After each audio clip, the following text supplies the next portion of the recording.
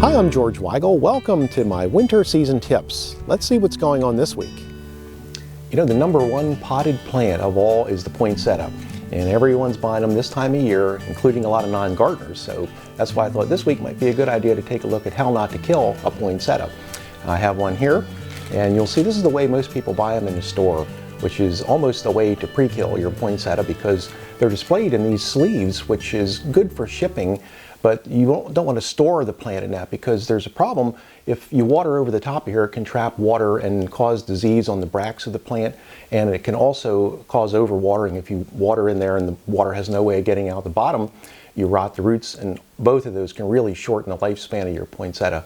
So I think it's best to look for a poinsettia that's not displayed in the store in this cellophane. So you want to have them stored like this in the garden center. Get rid of this altogether.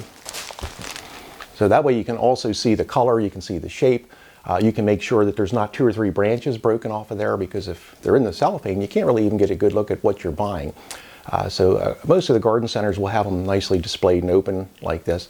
Now it is fine to put a sleeve on to get it home because you don't want cold air to hit the poinsettia and damage it on the way home. But as soon as you get it home, get the sleeve off.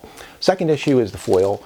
Most people like the decorative foil, but notice there's no way for the water to get out the bottom. Once again, you water. You trap too much water in there, it's going to rot the roots. It can shorten the lifespan of the poinsettia. So if you want to keep the foil on, just poke some holes in the bottom.